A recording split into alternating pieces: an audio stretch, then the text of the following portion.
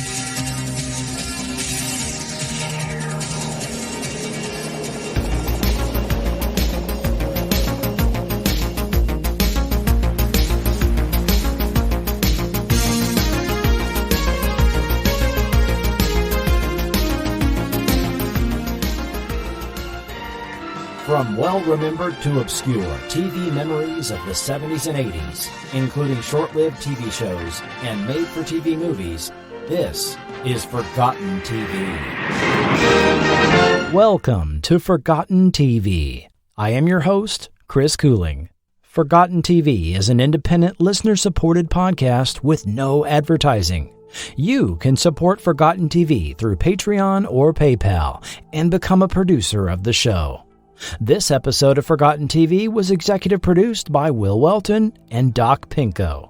The DVD used was provided by listener Kenneth Taylor.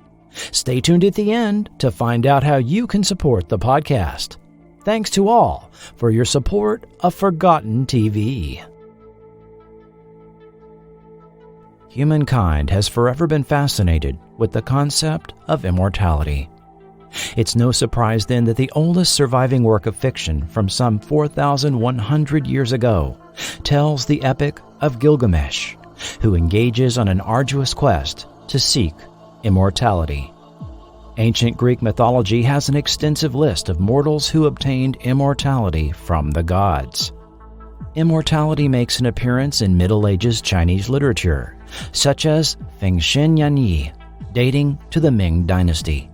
Many rulers of ancient China are said to have sought a fabled elixir of life, and tales from numerous cultures regarding the mythical Fountain of Youth have been told for at least the last 2,500 years. A trip through 20th century literature that visited the subject would be extensive, at least since Maurice Nicole, under the pen name Martin Swain, gave us the 1918 novel The Blue Germ. Immortality has been a widely considered topic in speculative fiction.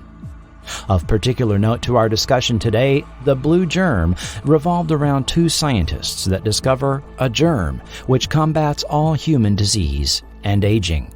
Introducing it into the water supply of a major city as an experiment, they are successful, but along with immortality comes some unexpected, unattractive side effects. Other works considered the topic: George Bernard Shaw's Back to Methuselah in 1921, Karol Čapek's The Macropoulos Secret in 1925, and Aldous Huxley's 1939 novel After Many a Summer. Then, in 1964, author James Gunn published his novel, The Immortals. James Gunn had been a professional writer since 1947, penning stage plays, radio scripts, and newspaper articles. In 1949, he sold his first science fiction story to pulp magazine Thrilling Wonder Stories. Over the next several years, he sold 10 stories to various sci-fi pulp magazines. His 1961 novel The Joymakers was well received, and he was an attendee to the 1968 World Science Fiction Writers Convention and was amazed at the wide interest to non-writers the convention had. The interest was underscored by the fact that some 1,500 readers attended the convention. I don't know of any other literary field where the readers go to the writers' conventions. In The Immortals, drifter Marshall Cartwright sells his blood to make money to buy alcohol. Researchers find his blood carries immunities to all disease, even to the aging process itself, and that a transfusion to another person bestows temporary improved health and restored youth. The story then examines the ramifications this would have on humankind, as well as what it would mean if it fell into the wrong hands. For those with wealth and power, such as the wealthy Weaver and those like him, nothing will stop them from pursuing Cartwright to own the miraculous effect his blood gives. The remainder of the novel reveals the dystopian world that evolves into the medical haves and have-nots, the ragged and dirty and diseased inhabitants of the cities, and the offspring of Cartwright, kept for bleeding purposes for the elite. Some who keep themselves immortal this way become emperor-like rulers, such as Governor Weaver, who has set himself up as the ruler of Kansas. 2 years after The Immortals was published, Gunn was approached by writer Robert Specht. Specht was a story editor on ABC's primetime soap opera, Peyton Place, and previously had written for The Outer Limits. His 1964 episode, Fun and Games, featured a pair of strangers teleported to a distant planet for an alien gladiatorial contest. Specht was interested in securing the rights to The Immortals and got his Peyton Place producer, Everett Chambers, involved to sell the story to a studio as a motion picture. Gunn, however, was incredulous at the idea. "I felt it was unfilmable because of its lengthy time span. When my agent wrote me and said, 'I have a couple of guys here who want to take an option on the motion picture rights,' my initial reaction was, how are they possibly going to do it?" Chambers and Specht shopped a story proposal to every major studio, but was rejected at every turn. However, a story editor at 20th Century Fox gave them a tip that they might get more interest if the story was altered into an action-adventure chase storyline, and Specht rewrote the film prospectus, while a disillusioned Chambers dropped out of the project. Specht's revision resulted in an immediate sale to Paramount. However, instead of a theatrical film, they felt it would be perfect for ABC's brand new Movie of the Week. The Movie of the Week. The Immortal thus enjoyed the status of being the second of 254 ABC Movies of the Week that would be produced. Rat Patrol star Christopher George was cast in the lead, along with Carol Lynley, Barry Sullivan, Ralph Bellamy, and Jessica Walter. This 90-minute TV movie aired Tuesday, September 30th, 1969. Ben Richards is a 43-year-old man who enjoys his routine life. Test car driver by day and loving fiancé at night. One day, however, Jordan Braddock, the elderly billionaire owner of the corporation he happens to work for, is by chance given a blood transfusion of Richards' donated blood as part of medical treatment following a plane crash. Braddock makes a miraculous recovery, and it is then Richards finds he has a singular advantage over other men. He seems to be immune to every known disease and does not age at the rate of normal humans, with the capability of living 5, perhaps 10 times the normal human lifespan. Periodic transfusions of his blood can give other men a second, a third lifetime, perhaps more, but the effect is temporary, necessitating repeated transfusions to continue the effect. Dr. Pierce, who discovered Richard's blood properties, lays out to Richards what this means. His blood will be in constant demand by the rich and powerful, who will stop at nothing to possess it and him. Pierce's recommendation: run before it's too late. Failing to follow that advice, Braddock kidnaps Richards and fakes his death, with the intent to keep him a comfortable prisoner for the rest of both of their lives. Escaping his prison with help from Braddock's sympathetic but self-serving wife, Richards goes on the run for months until finally agreeing to allow his fiancée to see him again. However, she was followed, and this leads to a rooftop standoff where she is shot. Richard's blood heals her, but he now realizes as long as Braddock and others want what his blood can give them, he and those he loves will never be free, and he must remain an anonymous fugitive. He must also make an effort to find his long-lost brother, who may also share the same immortal blood properties, and will also likely be pursued. Ben Richards will live longer than anyone has ever lived, but a transfusion to the wrong man could make him a prisoner for all time, and so he runs from the hunters, the human hounds who would cage him. The telefilm closes with the voiceover narrative. Dr. Pierce was right. I've got to run far and fast. While I'm doing it, I'm going to try to find my brother. Wherever he is, he's got to be warned. Warned that Braddock is looking for him, waiting to throw him in a cage and drain him dry. Whatever happens to me finally, Sylvia, wherever I go, I want you to know I'm going to miss you. I'm going to miss you for as long as I live. Flight 27 is now loading at... The Immortal aired following The Mod Squad on ABC against the Red Skelton Hour and The Governor and JJ on CBS, and Julia and the NBC Tuesday Night at the Movies, which was premiering Don Knotts' The Shakiest Gun in the West. The Immortal earned a 20.3 rating, placing 18th in the weekly Nielsen's.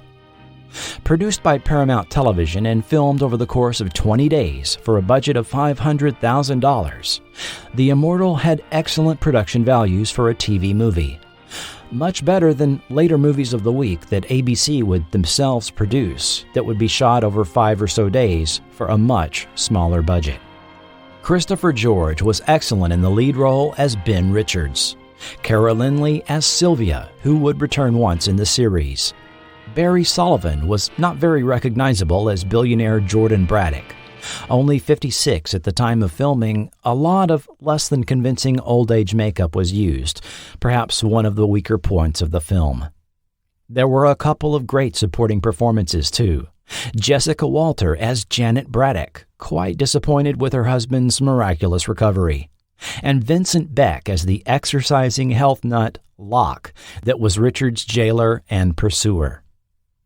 The movie of the week was positively reviewed by critics, such as Percy Shane of the Boston Globe, who said, "For a science fiction chiller, loaded with suspense and realism, you'd have to go far to beat Movie of the Week's second world premiere presentation, The Immortal."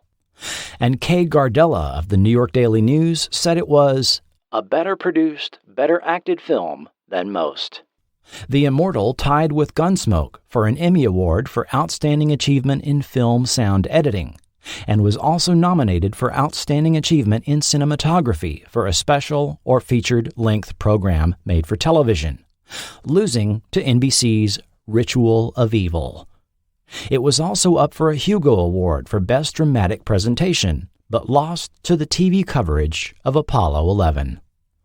The Immortal was approved for series, the story of which we'll get into later in Behind the Scenes.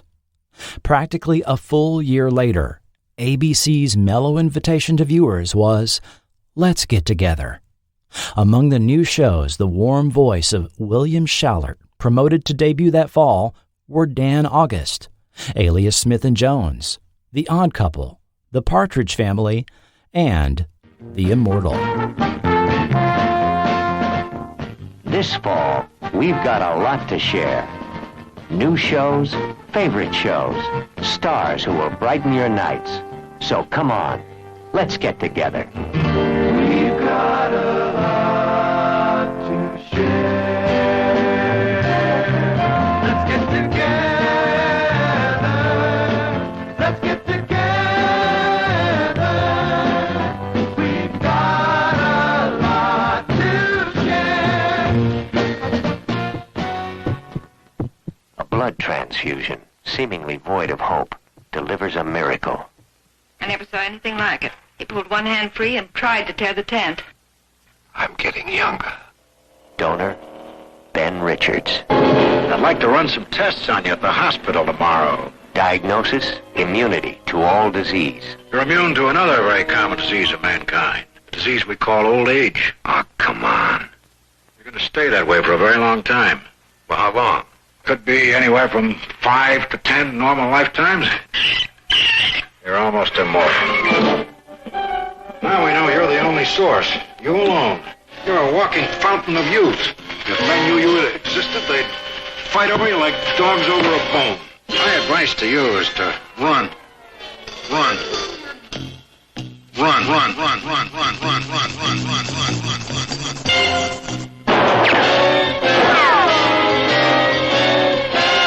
Episode 1, Sylvia, aired September 24th, 1970.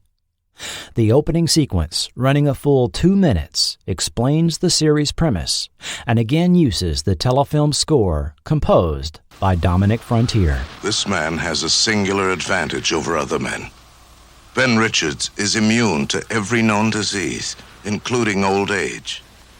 Periodic transfusions of his blood can give other men a second, a third lifetime, perhaps more. Find Ben Richards. The effects of a transfusion are only temporary. I must therefore control Ben Richards' life permanently.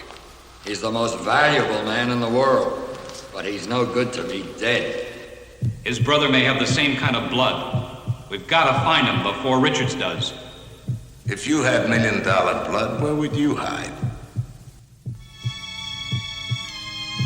I didn't ask for this. I was a test driver. I liked the job. One day the doctor told me I had some kind of special blood. I don't understand it. But I know this. Everything they're offering, I don't want. I gotta live free.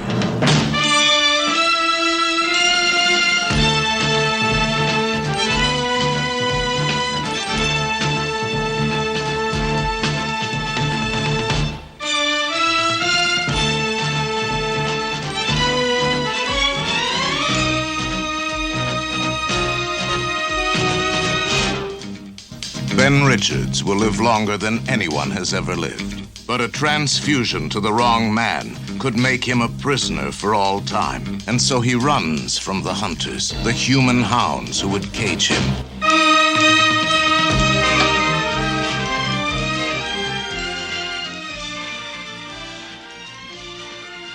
When Richard's former fiancée becomes engaged to another man, this brings him out of hiding and onto the radar of another billionaire, Arthur Maitland, who has designs on Richards and his blood. Richards manages to evade his new hunter, Fletcher, and says goodbye to Sylvia a final time. Glenn Corbett guest stars, and Carol Lynley returns in her final appearance as Sylvia. This episode introduces Don Knight in the role of Fletcher, who would be the primary mercenary hunter of Ben Richards in the series. With it having been nearly a full year since the original was shown, ABC reran the TV movie on September 15th, again in the Tuesday Movie of the Week time slot. Series episodes were placed on Thursday nights at 10 p.m., 9 Central, against the CBS Thursday Night Movies and The Dean Martin Show on NBC. The incredibly long opening sequence, containing not only a standard theme song, but also about 70 seconds of voiceover exposition by narrator Paul Frees, explaining the series' premise, was a result of test audiences not comprehending the backstory of the first produced episode shown to them. From Paramount's production number, Sylvia appears to have been the 6th episode produced, but was bumped to air first. It seemed far too early to revisit Richard's fiancée again so soon, with the ending seeming like a complete rehash of what viewers had just seen in the pilot movie. But moving this episode to air first was at the direction of ABC. Carol Lynley. The producers called me and said I had to appear in the first episode. I asked why. They said the network wanted Sylvia to be killed off in the first episode. She was not, so that Chris George's character could have a different girlfriend week after week. I first said no because my part, which wasn't big in the TV movie, was even less here.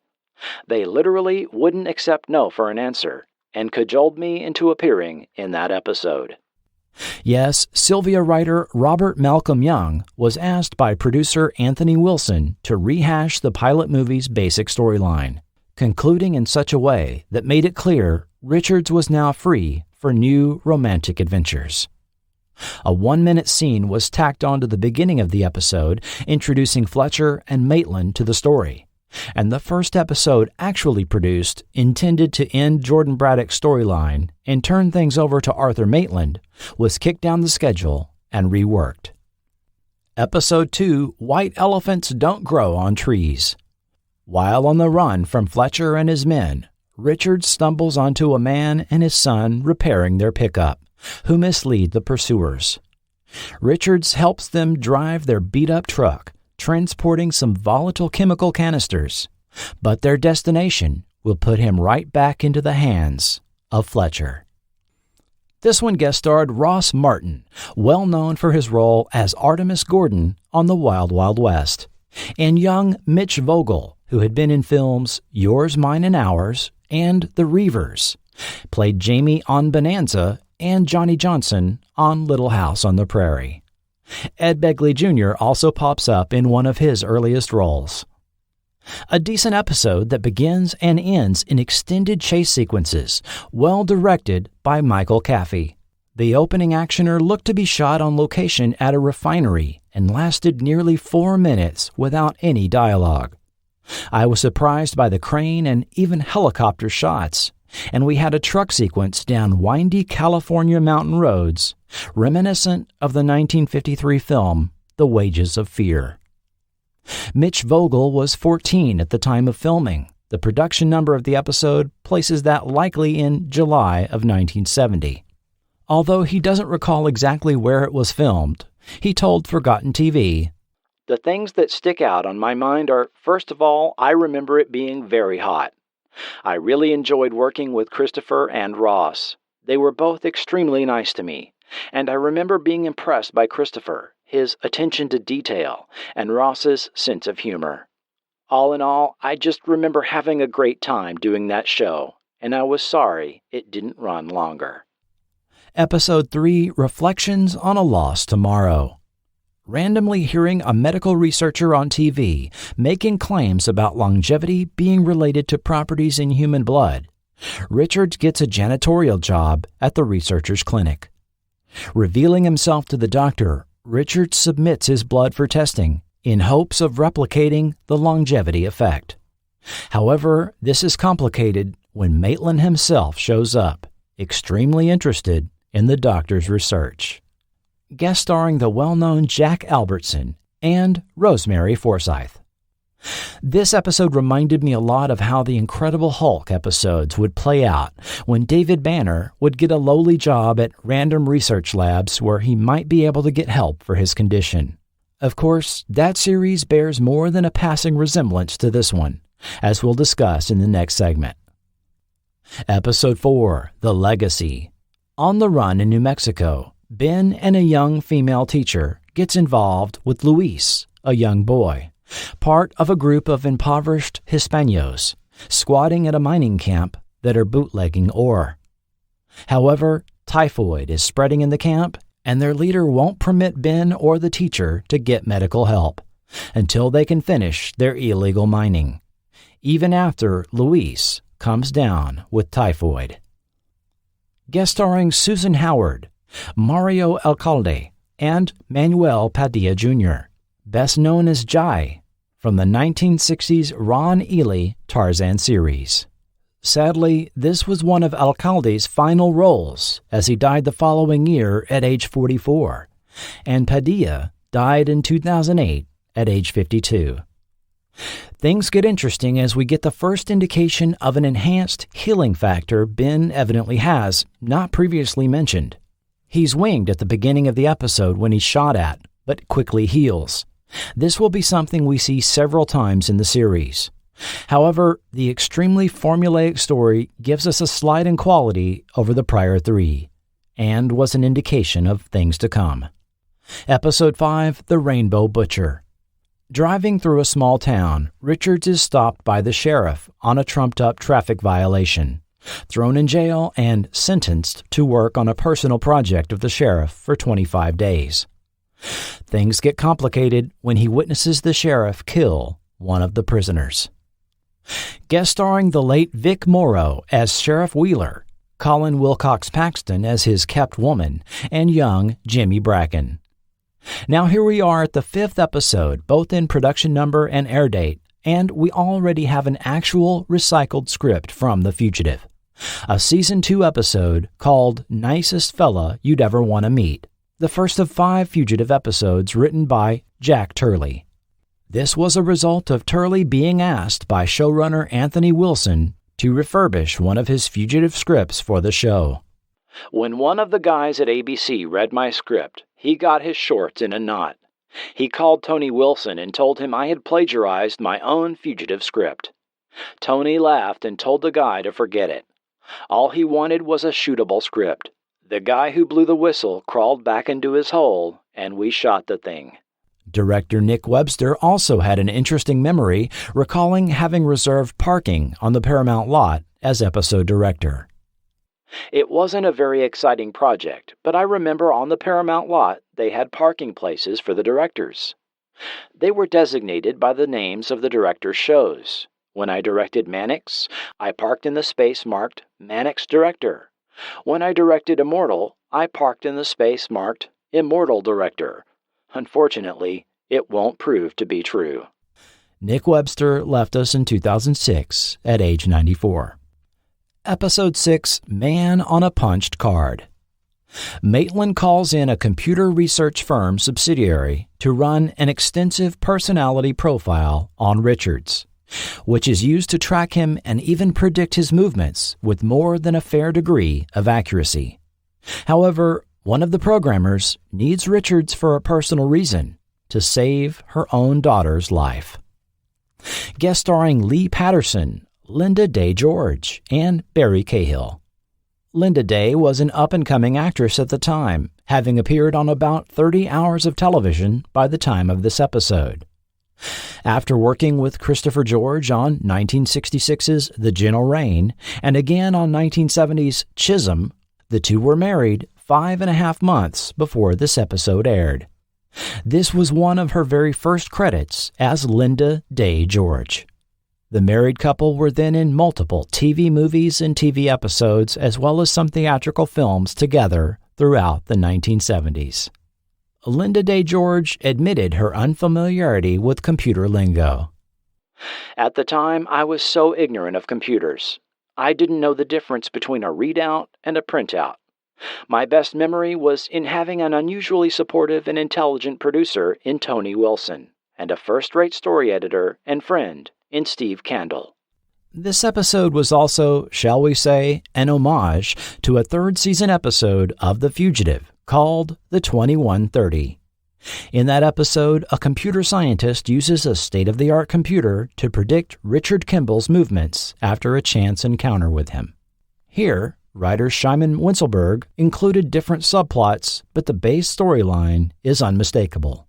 This episode, the 10th produced, seems to establish the NRI, or National Research Institute, a Maitland subsidiary.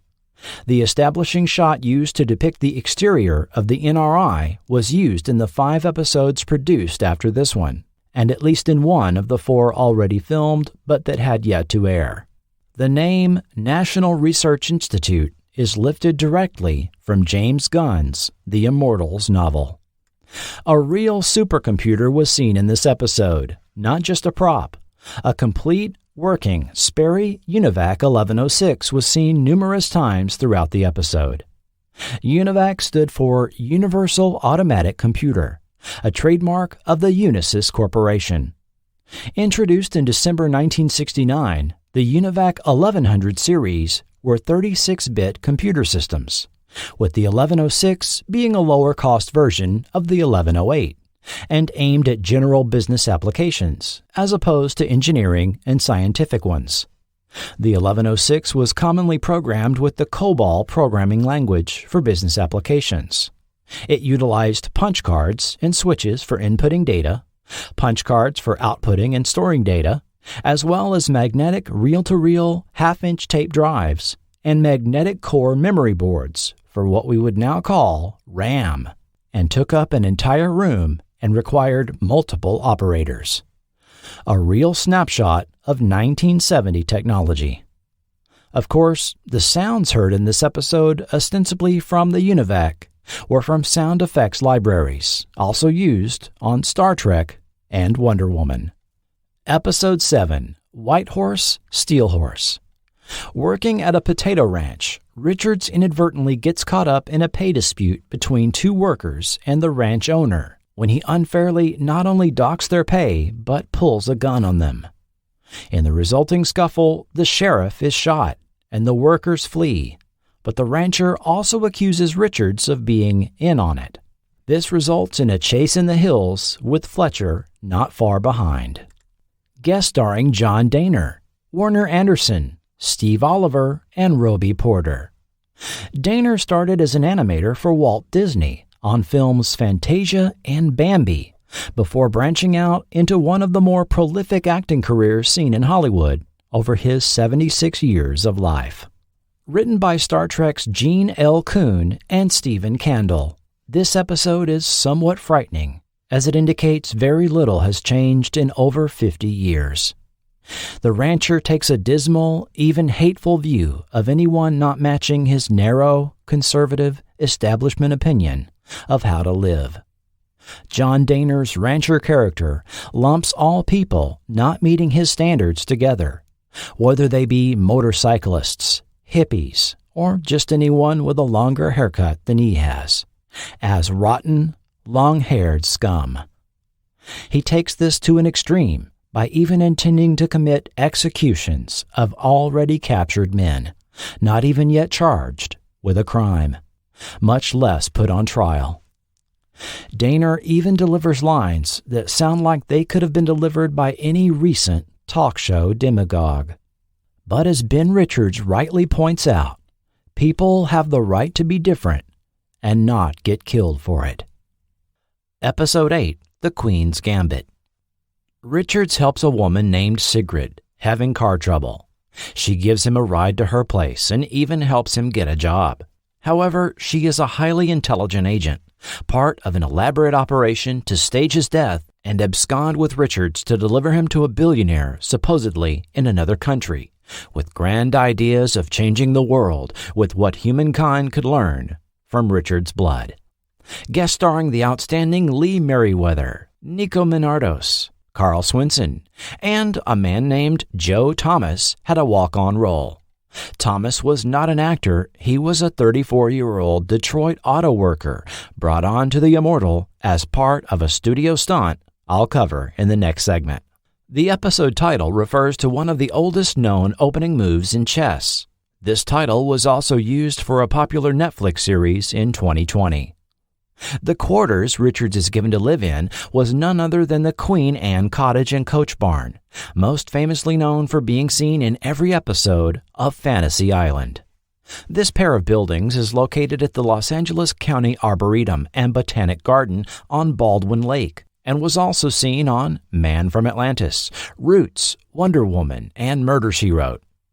Baldwin Lake, a 4-acre body of water, was also seen in this episode, and it has been used as a filming location to represent swamps, lakes, rivers, and lagoons since the 1930s in films like Tarzan Escapes, Safari, and Road to Singapore. On TV, Baldwin Lake was seen in 1952's Raymar of the Jungle and Sea Hunt, as well as a variety of programs throughout the 1970s. Following this episode, ABC announced the cancellation of the series, with the news hitting the papers November 14th. Production was completed on a 15th episode, and to their credit, ABC aired all remaining episodes in the regular time slot. Episode 9, By Gift of Chance. When he is shot in a back alley in Mexico, Richards finds himself taken across the border along with migrant workers to work at a tomato farm. The owner is a halfway decent woman, but the foreman is a sadistic sexual predator that has it out for Richards and his new friend. Guest starring Jacqueline Scott, Michael Conrad, and Herb Jefferson Jr., who would later be known for his Battlestar Galactica role of Lieutenant Boomer.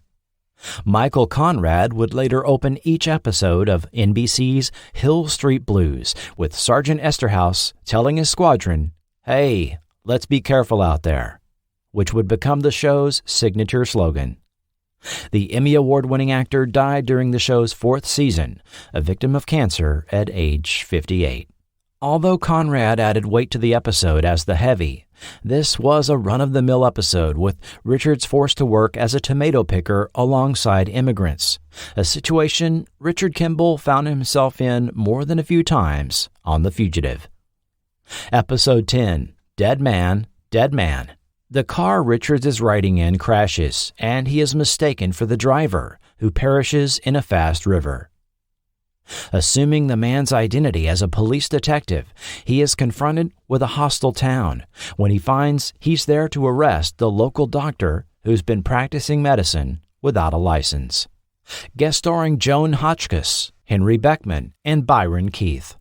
This episode seems to have been shot in the vicinity of Azusa, California, about 20 miles west of LA proper. Fletcher was seen in the street outside a Trader Joe's with their old exchange phone number displayed on the building. Looking up the old telephone exchange revealed the general location. The first Trader Joe's opened in Pasadena in 1967, and they had expanded to multiple locations in the LA area by 1970.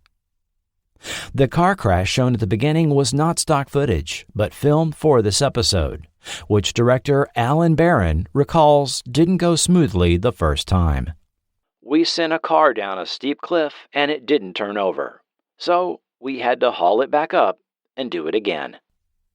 Episode 11, Paradise Bay. Traveling by car following a lead on his brother, Richards encounters a seaside town with a keep-out sign and is told the entire town was sold to a chemical company. He is told by more than one person that the man who could have been his brother died in a scuba diving accident. But when he does some digging, there is much more to the story. Guest starring Tisha Sterling in an unusual double role as twin sisters. Also Howard Duff and Scott Brady. We get a break from the Fletcher pursuit in this one, but we got a run-of-the-mill episode that really added nothing to the Immortal story and could have been an episode of any similar show, or even something like The Rockford Files for that matter. While writer Benjamin Massalink's original story outline was conceived as a cautionary tale against the dangers of industrial pollution, this plotline was watered down by Stephen Kendall and Dan Ullman with a murder story element. They did select a great filming location, a run-down, boarded-up town by the ocean with coastal winds and the squawking of seagulls. Episode 12, The Return. Fletcher briefs a team of 11 bounty hunters assigned to find Ben Richards, focusing on southern Ohio. Richards returns to visit Joe Carver, a black man who raised him and his brother, but finds him falsely accused of the battery of his daughter's white fiancé. Instead of running, Richards stays to help his friend as well as the injured young man, putting him right in the sights of Fletcher and his men. Guest starring Harry Towns, Richard Ward, Martine Bartlett, and Ted Knight. The 2.5-minute opening of this episode, with Fletcher assigning an entire team to track Richards down, as well as some later dialogue between them, plays like this was far earlier in the series.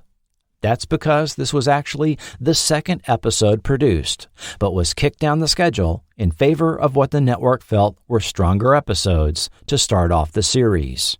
This episode was a very interesting presentation of interracial dynamics in 1970 America.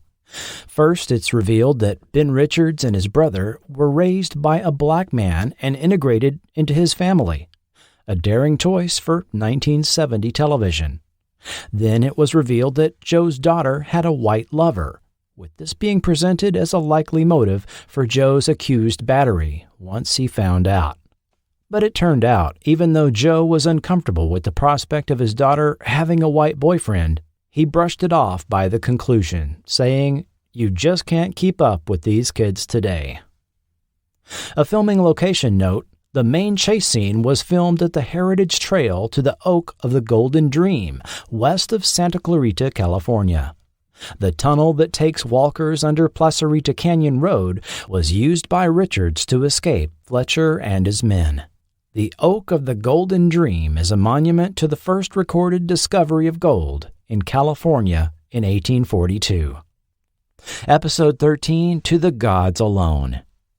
Trapped by a snowstorm in a mountain cabin, Fletcher and an apprehended Richards prepare to hunker down for the duration.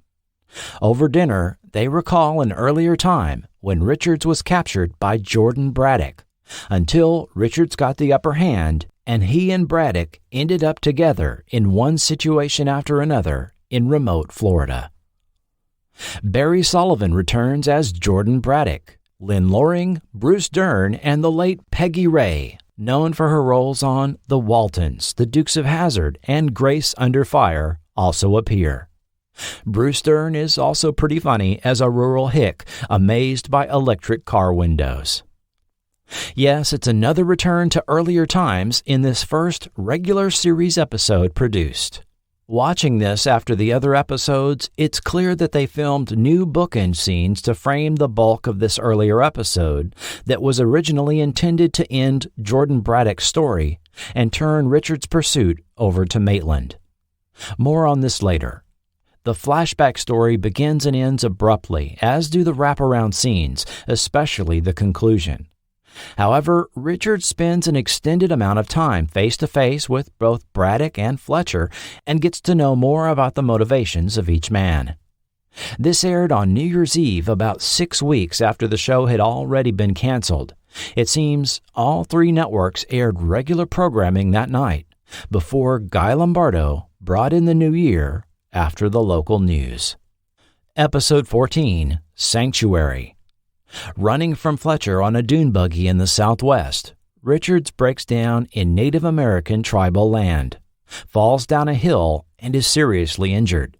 Taken to a settlement by a Navajo group, he eventually befriends Senegini, a young man who tries to nickel and dime Richards for his continual assistance with repairs to his dune buggy, while Fletcher closes in.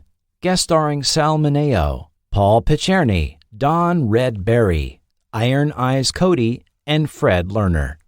Sal Mineo was the hip-speaking Senegini, whose slang was about a decade out of date. As was practiced at the time, none of the actors were of Native American descent, not even Iron Eyes Cody. Born Esparra de Corti, the son of Italian immigrants, in 1924 he moved to California and started working as an actor, changing his name first to Corti, then to Cody, presenting himself as a Native American and working for decades in the motion picture industry. But he may be best remembered for a TV commercial as the Native American that shed a single tear for the Keep America Beautiful anti-littering campaign ads that ran throughout the 1970s. The episode itself was a very dated and cliched portrayal of relations between the white man and the American Indian, as they were often called at the time. Episode 15, Brother's Keeper. Finally getting a location on his brother from the orphanage they both lived at, Richards finally catches up to Jason, the man believed to be his brother. But so does Fletcher, who quickly cons Jason and his wife Allison into a deal for a 6-month medical study. Richards breaks them out of Maitland's NRI building, and the two men are pursued in the woods with Allison held hostage. Guest starring Michael Strong, Marge Doucet, and James Sicking makes a brief appearance. The Univac 1106 makes another appearance, but that was the only highlight I found with this episode, which was full of plot points that just didn't make any sense. The biggest of these is the fact that Ben doesn't recognize Jason, who, according to 3 episodes ago, were both raised by Joe Carver up to their mid-teens. It's brought up that Jason had amnesia from an accident, so he doesn't remember Joe or Ben. Fair enough. However, I've recognized people in their 50s who I haven't seen since junior high, and I think Ben would have recognized his own brother. Dialogue also seems to contradict or ignore the earlier episode, The Return. Richards also breaks Jason and Allison out of Maitland's Research Institute under the nose of Fletcher far too easily. And we get no real answers here either. Jason doesn't heal, so it's concluded he doesn't have the immortal blood. But he may or may not be the brother Ben has been seeking. How many Jason Richards were there at that orphanage? And that was a wrap for The Immortal, ending the series on January 14th, 1971. The Immortal, starring Christopher George, will continue following station identification.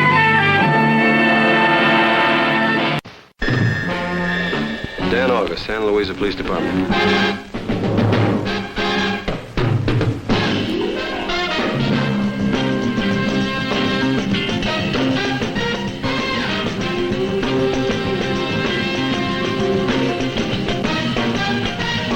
We have a murder, Lieutenant. Burt Reynolds stars as Lieutenant Dan August. What is this, a police situation or a political situation? It's a disaster situation.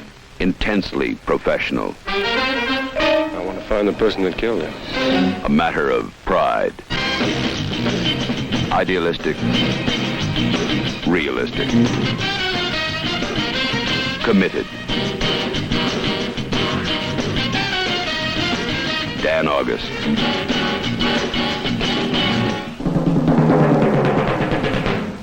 Behind the scenes. The Immortal ABC Movie of the Week was shot over 20 days for a budget of $500,000.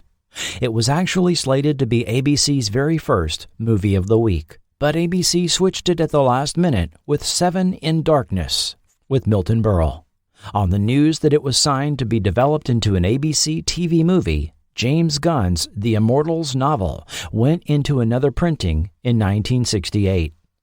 He then reluctantly was persuaded by his publisher Bantam to adapt Robert Specht's TV screenplay into a tie-in novel released in conjunction with the TV series premiere.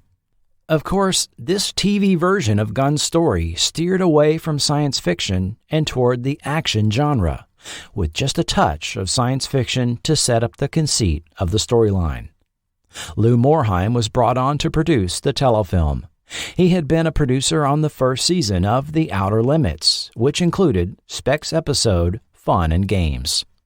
Morheim was pleased how the TV movie turned out.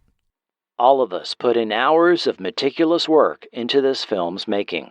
Since the idea was new at the time, nobody suspected it would do so well in the ratings, and I think its success lies in the good character interplay.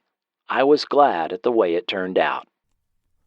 Although everyone seemed to know this was a backdoor pilot for a potential series, Paramount told Specht not to think of it that way. I told them this would make a terrific TV series, and they said, "We don't want you to have that in mind when you write the movie. We want a movie without any indication of a series." And I said, okay. They wanted an entertaining movie, and if there was a series, it would take care of itself. The excellent ratings and critical reception of the telefilm did indeed spur ABC to pursue series development for the fall 1970 schedule. In preparation for series production, James Gunn met with Robert Specht to spitball who they could get to write for the series. In March of 1970, I met with Robert Specht. I suggested we recruit science fiction writers such as Ted Sturgeon, Harlan Ellison, and David Gerrold. In fact, Gerald had written me a letter asking to write for The Immortal. However, reportedly to reduce expenses, Paramount Executive VP Douglas Kramer did an end run around Specht, Morheim, and Gunn, selecting Anthony Wilson as new producer and Dan Ullman as story editor. Wilson had previously written for Have Gun Will Travel, The Fugitive, and Land of the Giants, and had produced ABC's one-season drama, Follow the Sun. Ullman had penned numerous theatrical westerns and had written for both The Invaders and The Fugitive, very similar material to the series tone they were looking for, as we'll examine. Specht's own agent ironically got a call from Paramount when they were looking for a series story editor. When told his client was the perfect choice, since he created the show, Paramount said, "We'll get back to you." It turned out they didn't want anyone on the series from the original movie. ABC had directed that The Immortal would not be a science fiction show, and would instead be heavier on action-adventure, and that the series would have a mandated 3 car chases per episode. As a courtesy, Specht and Gunn were sent copies of several scripts for the upcoming series, and they were both appalled at the poor quality, with Specht recalling, "You can almost predict whether a show is going to be a dog or not. I saw a sampling of the scripts, and it was clear that they were going to turn this Immortal into a social worker every week. They also had him running every week. I told Tony Wilson, the pace is too frantic. It will only make people nervous. The stories are all hyped up. People don't want that kind of nervous energy in their living room every week." Wilson's suggestion to bring a touch of sci-fi back to the story was to reveal that orphans Ben and brother Jason were discovered as infants near a UFO sighting, bringing a Superman-type plot element into the show. This fantastical story element was never implemented, nor was the early concept that Richard's pursuer Fletcher be an android, as revealed years later by actor Don Knight. The series was thus grounded in reality, with the immortal blood being the only science fiction story element. But unlike Gunn's novel, it was clear the series would never seriously consider the societal, medical, or political implications of the possibilities of some humans gaining virtual immortality in favor of the weekly chase. James Gunn. I watched the series with white knuckles. It went downhill from the pilot film. They were making the episodes much faster and putting less into them in the way of FX. I was really hoping they would get into stories where there wasn't a chase and instead deal with the problems of an immortal in a mortal world. One of the reasons for the poor quality of scripts Gunn and Specht previewed was a behind-the-scenes rush to get these scripts written and purchased by the studio in the shadow of a looming threat of a writer's strike. If a strike happened in the middle of the production season, it would bring production to a screeching halt. Thus, 17 scripts were hastily produced by 13 writers on a deadline, which meant more than one recycled story from a very similar prior series, such as Jack Turley's The Rainbow Butcher, as well as Man on a Punched Card, both of which were recycled stories from The Fugitive. This was something not only seen in hindsight, but ABC recognized it as an issue almost immediately when seeing the poor reviews given to the first 2 completed episodes screened for test audiences 2 months prior to the fall premiere, which is likely why those 2 early episodes were pushed so far down the schedule, airing weeks after the series cancellation had already been announced. Ken Trevi, writer of To the Gods Alone, the first episode produced, recalled, "The production of Gods was so bad that they showed it on New Year's Eve when virtually nobody was watching. They, whoever was making the decisions, filmed a couple of bookend scenes to make the story play as a flashback. Don't ask me why. They also didn't budget enough money or time for the makeup to convincingly age Barry Sullivan. The result was an embarrassment that they hid as best they could." In fact, ABC was so disappointed by these first 2 episodes that producer Richard Caffey, associate producer William Hull Jr., and story editor Dan Ullman were all let go, and Howie Horowitz, Greg Peters, and Stephen Kendall were brought in, respectively, for the remaining 13 episodes to replace them.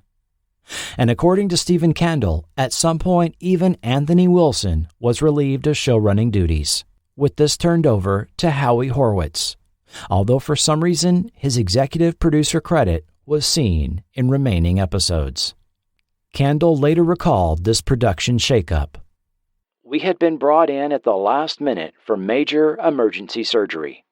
We saw the Immortal as another victim of an accident. There wasn't much time for tender-loving care."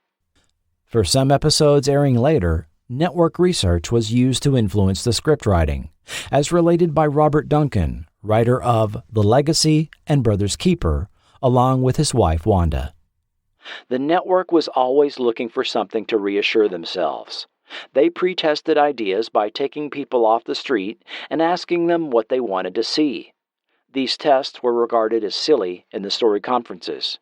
We were given a list which contained 10 story elements, and as long as we used 4 of them, it was okay.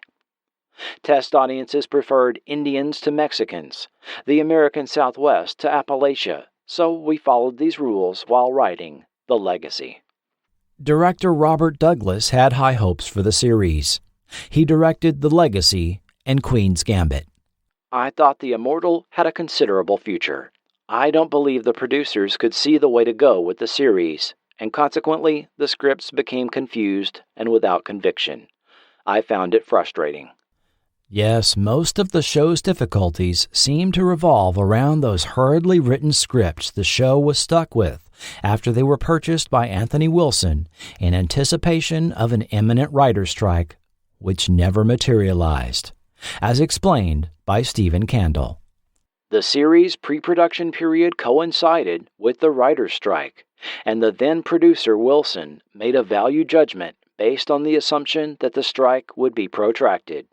He ordered 17 scripts almost at once, knowing they would be scratched out by harried writers trying to lay in a few warm shekels before a long, cold strike. To his dismay, the strike was settled, and he and the studio were left with 17 scripts of dubious perfection. Wilson was let go, and Howie Horowitz was brought in on a rush basis to ram it through. Christopher George himself noted the uneven quality and characterizations of the scripts obtained for the series. Some of the scripts are rotten. In one show, they've got me playing an introspective character who practically sucks his thumb. In the next show, I'm a finger-snapping, gum-chewing wise guy. Yes, the success of the series depended largely on the appeal and abilities of its lead actor to carry the show. Christopher George was of Greek descent and grew up in Miami, driving trucks for his father before quitting high school and lying about his age to join the Marines at 17. During the Korean War, he skippered a crash boat and served as a gunner on rescue aircraft. Following his stint in the military, he got his GED and attended the University of Miami, earning a bachelor's degree in finance.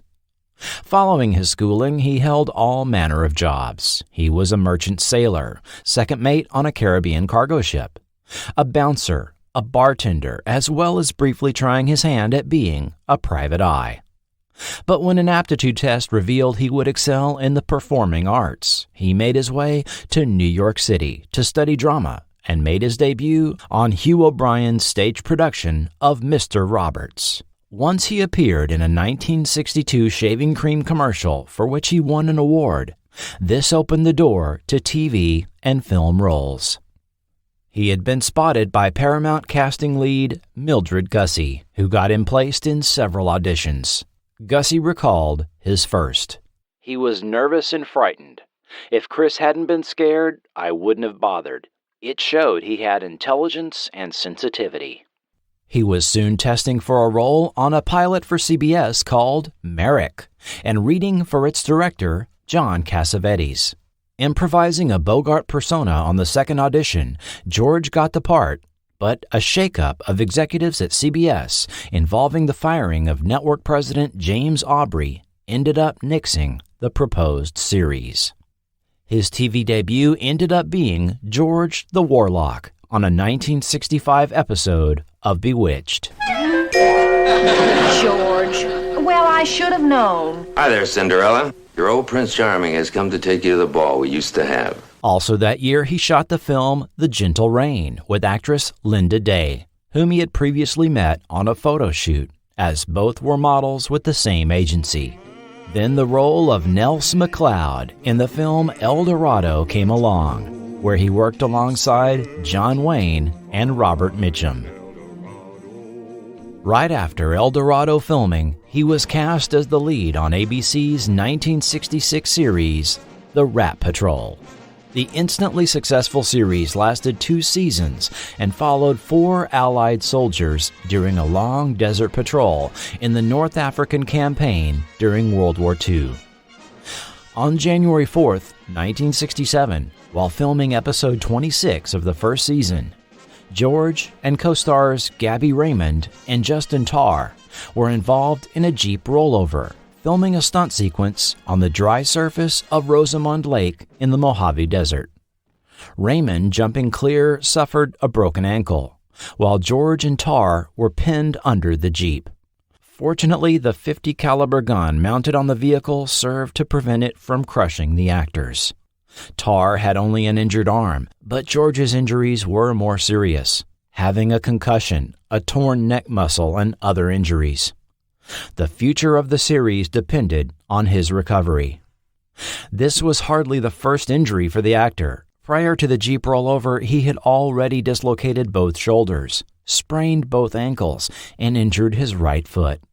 On January 23rd, with his injuries seemingly healed enough, filming resumed. George was required to take it easier going forward, doing far less stunt work, babying his back injury, and cutting back on his diet due to being less active. The Rat Patrol was the first TV series to dramatize World War II in color, and did so in early prime time at 8:30, 7:30 Central and Mountain. Estimates of how many of Rommel's Africa Corps were killed by George's Sergeant Sam Troy and crew ranged from 600 on the low end to a whopping 2,400 over the course of 58 episodes. As he told a reporter in a Period News article, "We really shot up the landscape, didn't we?" However, this was during a time when serious concerns were being raised over TV violence and its effect on children. Both Saturday morning cartoons, as well as primetime programs, came under a microscope by critics for their violent content, and the Rat Patrol was no exception, being included by at least one group among the top 10 violent shows on TV in the summer of 1968. This campaign against violent content on television began to organize against the sponsors of shows, and were successful in getting some companies, such as Levi Strauss, to stop advertising on TV shows deemed violent. When asked if he had a different opinion than vocal TV violence critic Senator John Pastor, who had instigated a Surgeon General's committee to investigate TV violence and its effect on children, George answered, "You're f***ing right. I've never heard so much in my life. That whole business made me sick. You take Rat Patrol. We were nothing but a bunch of actors playing games. Overgrown kids, that's what we were. And every 12-year-old kid knew the difference." Following that series' 2 seasons, he was in a half-dozen films, as well as one ABC TV movie of the week, House on Green Apple Road, which has its own little story. In that Quinn Martin production, George played Lieutenant Dan August, police detective, investigating the disappearance of the promiscuous wife of a timid salesman believed to have murdered her. The clever story was told in a series of flashbacks as each suspect entered the plot. Tim O'Connor, Janet Leigh, Keenan Wynn, Ed Asner, and even a young pre-Brady Bunch Eve Plum also star. The telefilm was based on a novel by Harold Daniels. The ABC Sunday Night Movie. Mommy?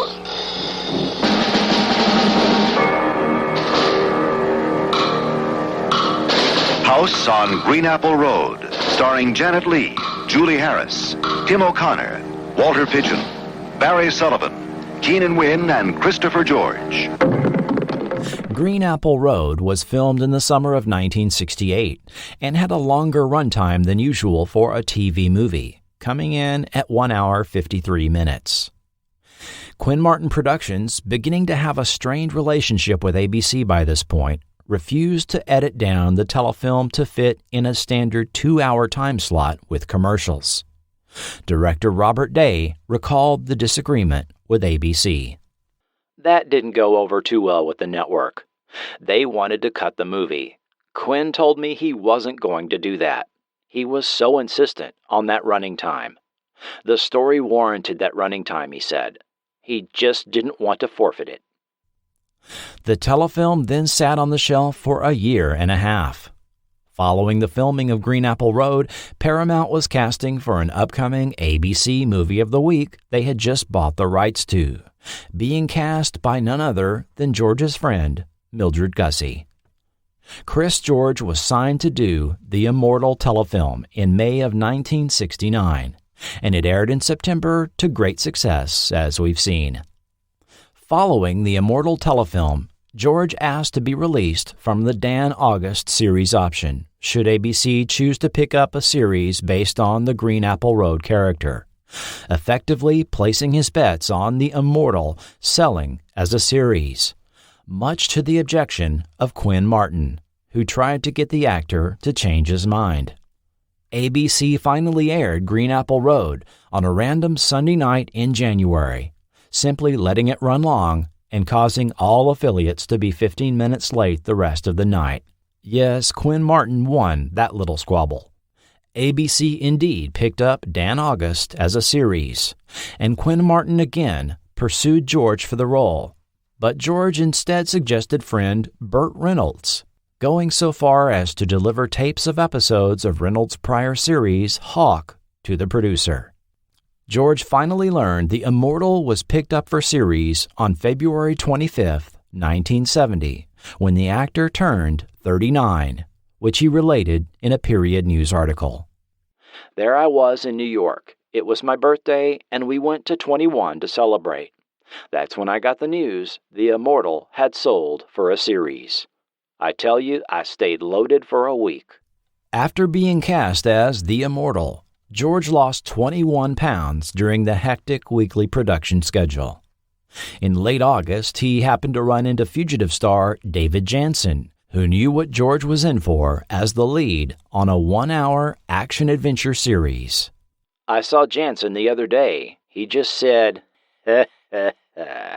Regarding the differences between his Immortal role and that of his earlier role on the Rat Patrol, George commented, For once, I don't have a machine gun in my hand. The problems we really face in the Immortal are of character. How does a man like Richards feel? How does he remain honest? Where does he go when he's pursued? And a lot of other unanswered questions. I interpret Richards as a man who feels caged, gemmed in by his own uniqueness. He's got to search for freedom, escaping those sons of bitches who would use him for their own f***ing ends. Even with immortality, a man could still desire freedom. Otherwise, he'd be no better off than a caged animal. The man who would cage him was Fletcher, as played by English actor Don Knight. Whether he was working for Jordan Braddock or Arthur Maitland, Fletcher was seen in 12 of the 15 series episodes. A veteran of the British Army, he left England for Canada and studied at Sir George Williams University in Montreal, and later at the Wesley Seminary in Washington, D.C. He obtained degrees in English, philosophy, drama, and theology. That's right, Knight was an ordained minister in addition to being an actor. Knight served as a pastor at numerous churches over the years. At the time of the Immortal, he was associate pastor of the North Hollywood Congregationalist Church. He had moved to Southern California to pursue acting in 1965, initially striking out and pumping gas and preaching in the Watts district of L.A. One day, an exhausted Knight was urged by his wife to quit his gas station job, and he did.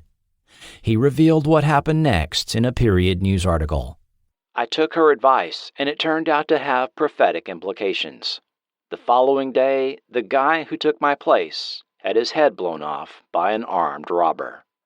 The fortunate Knight soon obtained roles on Irwin Allen's series The Time Tunnel and Voyage to the Bottom of the Sea. He appeared on stage with Charlton Heston in A Man for All Seasons, and in 1967 on Christopher George's series The Rat Patrol. Knight was philosophical about his Immortal role. There is a valid promise in the Immortal, in that there is a dream in every man that everyone really does live forever. It doesn't matter whether you're Christian or Buddhist or what. There is a tremendous drive in the soul of man for immortality. What Fletcher represents in the show is the subconscious feeling of people that they will be punished for feeling joy. Within the Protestant ethic is that deep down feeling that if things are going well, you will be called to account. That's what Fletcher is. In reality, he is the alter ego of Ben Richards. Although mentioned in nearly every series episode, the character of Arthur Maitland, as played by actor David Bryan, was only seen twice. In the first episode, Sylvia, and in episode 3, Reflections on a Lost Tomorrow. Bryan was an established actor with a 20-year career, appearing first in theatrical films, then he was cast as Mr. District Attorney in 1954. Following that series, the actor was in numerous TV westerns and appeared as historian John Gill on Patterns of Force, a 1968 Star Trek episode, who altered the development of the planet Ecos to model that of Nazi Germany. Bryan made a few more guest appearances on TV, but did very little after 1973. He died in 1993 at age 78. Episodes of The Immortal were shot almost exclusively on location over the course of 5 to 7 days for a budget of $190,000. Aside from the production problems already covered, the series was well directed and shot efficiently and to a high degree of quality. Director of photography Al Francis, who had worked on Season 3 of Star Trek, commented years later on his time working on The Immortal. I didn't know about any of those production problems. For me, the series was a wonderful working experience. It was a tough show to do because we moved from location to location. Very little of the series was filmed on a soundstage. From the producer to the craft serviceman, everyone was cooperative. We had one of the most effective crews in television and always brought the show under budget. Sam Strange's head of the production department couldn't get over the amount of work we'd get done in a day. The extensive location filming occasionally had its pitfalls, as related by associate producer Greg Peters. We filmed several episodes up at Lake Peru, California. It was a quaint, old-fashioned little town. One day I got a call from the production people. "Greg, you'd better come down here. We can't shoot the episode." The townspeople had gotten fed up with having a camera crew in their midst. They protested by yelling and turning up their music full blast. This totally disrupted filming. I went up there and gave the townspeople some money and beer. They quieted down. Actually, it was kind of funny. I think they held up every production company from then on. Those responsible for directing The Immortal included Michael Caffey with 3 episodes. Caffey had worked on Combat, Garrison's Guerrillas, and It Takes a Thief in the 1960s. Leslie H. Martinson, also with 3 episodes. The veteran director helmed numerous series such as Maverick, 77 Sunset Strip, the similar Run for Your Life, and 1966's Batman. Robert Douglas with 2 episodes. Douglas had been an actor before transitioning to behind the camera on Maverick, Surfside 6, and 12 O'Clock High. The prolific Don Weiss helmed 2 episodes, a veteran of a number of the Playhouse-style anthologies of the 1950s, as well as The Andy Griffith Show, Burke's Law, The Patty Duke Show, and Batman up to this time. Additional episodes were directed by Joseph Sargent, Alan Barron, Don McDougall, Irving J. Moore, Nicholas Webster, and Charles R. Rondeau. Writers not previously mentioned included Robert Hamner, known at the time for Lost in Space, Voyage to the Bottom of the Sea, and Run for Your Life. William Wood, who had written episodes of The Fugitive and Run for Your Life. And William Eastlake, known more for his novels such as Castle Keep and The Bamboo Bed that came out of his experiences serving in the U.S. Army and as a reporter during the Vietnam War. The music score for the original telefilm reused for the series opening was composed by Dominic Frontier. Frontier had provided music for the similarly themed series Branded, The Invaders, and The Rat Patrol. He was a frequent collaborator with writer-producer Leslie Stevens, working on Stevens' projects such as Stony Burke, The Outer Limits, and Search. Stuntman Hal Needham, veteran of countless TV and film productions, was Christopher George's stunt double. DOP Al Francis commented on both Needham and George's contributions to the series' extensive stunt sequences. From 20 feet away, Hal and Chris looked identical. That's why Hal got the job. Chris George also did a lot of the action stuff that he didn't have to do. He was a hard-working guy. We never had to wait for Chris, and he was never temperamental. He was a regular guy. He was very generous and thoughtful. He was the kind of guy who would give you the shirt off his back. I admired him tremendously. Hal Needham was also a director, helming vehicle stunt-heavy films such as Smokey and the Bandit and its sequel, Hooper, the Cannonball Run films, and Megaforce. I mentioned a man named Joe Thomas appearing on Episode 8, The Queen's Gambit. Thomas was not an actor. He was a 34-year-old Detroit auto worker the studio had come across in a newspaper article due to the rare properties of his blood. Thomas's blood was in demand after it was discovered to have the highest known concentration of the rare blood antibody called anti-Lewis B, used in genetics research. In a striking similarity to the Immortals fictional story, Thomas had made a blood donation in 1963, and the rare properties were discovered by a doctor analyzing blood samples.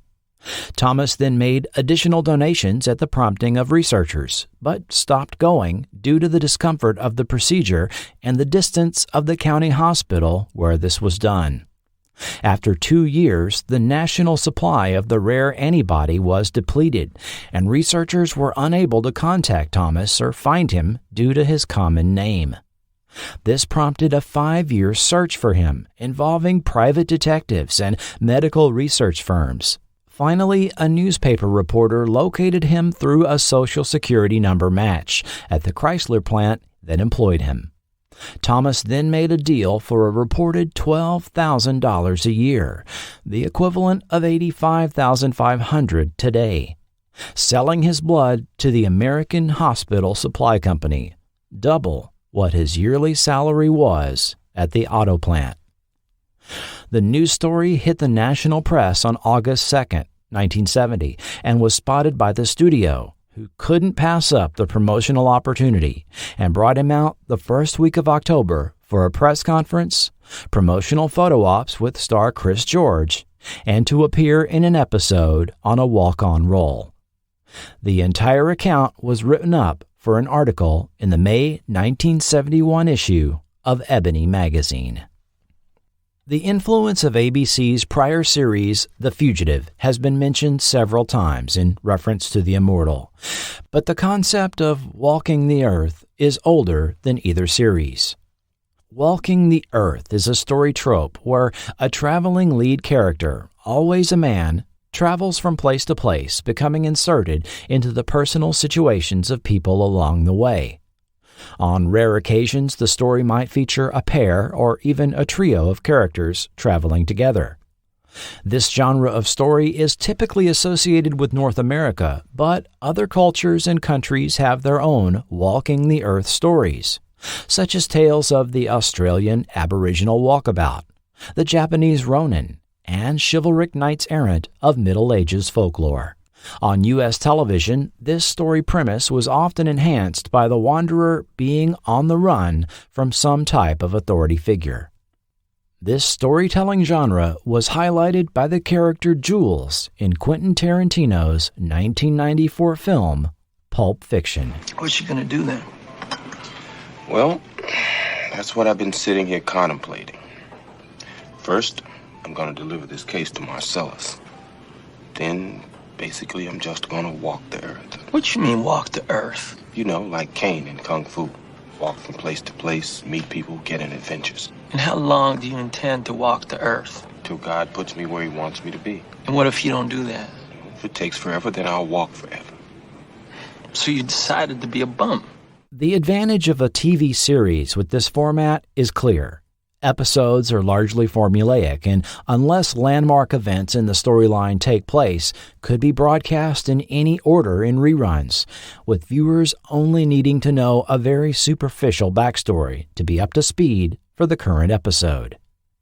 Even though there were a number of later imitators of The Fugitive, The Immortal seemed very much like ABC wanting a carbon copy of that highly successful series that had ended only 3 years earlier on the same network. The protagonist was unjustly on the run, traveling to a new place each week in search of his brother who could possess the same blood properties and thus also be in danger from those who would want what it would give them. Much like Richard Kimball's run on that prior series. The Fugitive was created by Roy Huggins, one of the most accomplished producers and show creators in television's first 50 years. Huggins was a novelist who became a staff writer at Columbia Pictures in 1948, when they picked up the film rights to his novel The Double Take, which was adapted into the 1948 film I Love Trouble. Huggins moved to television in 1954, after previously considering the technology science fiction only 2 years before buying a TV set himself. After penning several episode screenplays, he became a writer on ABC's Western series Cheyenne, and was asked to take over showrunning duties. Following his stint at Warner Television on Cheyenne, ABC was interested in having him create another Western series. Huggins had just the series concept for them, something he came up with while working on Cheyenne. In 1957, his new show, again produced by Warner Television, aired on ABC, a show that you may have heard of. Maverick, starring James Garner and Jack Kelly. Produced by Warner Brothers. The half-hour lighthearted Western depicted James Garner as gambler Brett Maverick, or alternately, Brother Bart, Brother Brent, or Cousin Bo might appear, traveling from one poker game to the next across post-Civil War America, delighting viewers for 5 seasons, decades of worldwide reruns, a 1981 series, a 1991 TV movie, and a 1994 spin-off film. However, you'll note Huggins was not created as show creator for Maverick. That's because instead of the episode he wrote to be the series pilot airing first, Warner substituted another episode written by James O'Hanlon based on a 1935 book they owned the rights to, while using the main character from the 1948 Warner film Silver River, originally played by Errol Flynn. As related by Huggins in a 1998 interview for the Television Academy Foundation, he states this was intentionally done to deny him future royalties as series creator, as was their practice at the time. Huggins was not credited on screen as the creator of the Maverick franchise until the 1994 film. The year after Maverick debuted, Huggins found himself in the same situation, creating his next series, again for Warner Television and ABC. 77 Sunset Strip. 77 Sunset Strip. 77 Sunset Strip. Starring Ephraim Zimbalist Jr. 77 Sunset Strip. Roger Smith. 77 Sunset Strip. And Edward Byrne.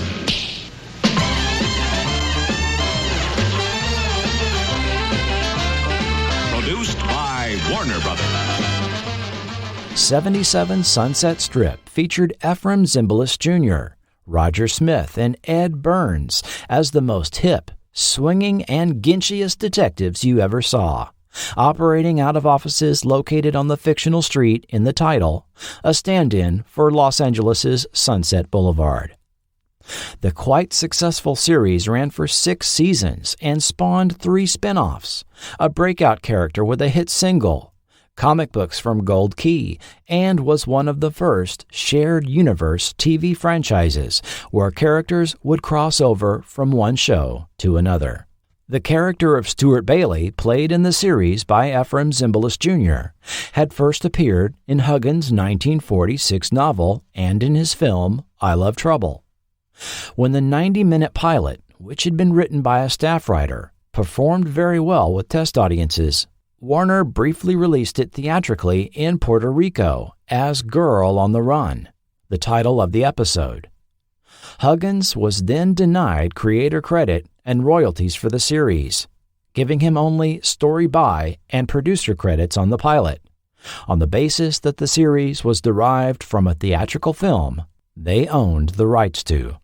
Huggins had had enough with Warner Brothers and not only struck out to work elsewhere, but going forward demanded increasing rights and ownership of television concepts he authored. I was getting paid my royalty and my fee whether I did the show or not. If I conceived the show and it got on the air, anyone could produce it and I would still get paid just as if I was doing it. That became known as the Huggins Contract.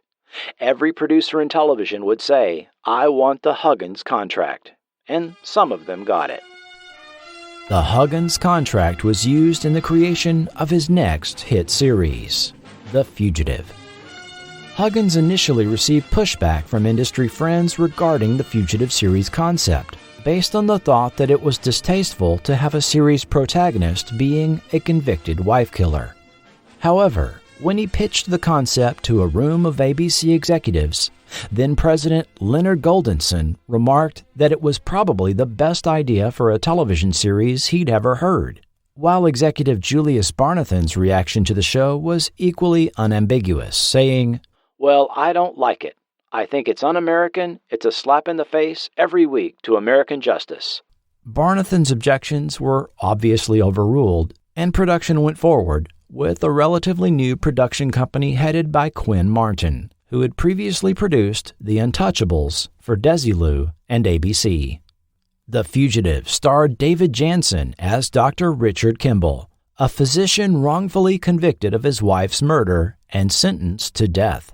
A freak train crash enables his escape and begins his fugitive status, crossing the country in search of the real killer of his wife, a one-armed man, while being pursued by Barry Morse's Lieutenant Gerard. The series lasted 4 seasons and 120 episodes were produced.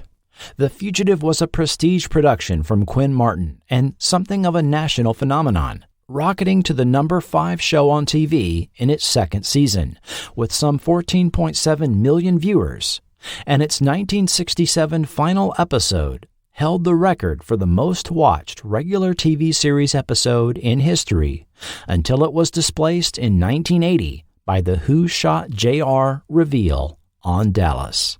After 4 years of production and a relentless production schedule of 30-episode seasons, Jansen was exhausted and expressed a desire to end the series.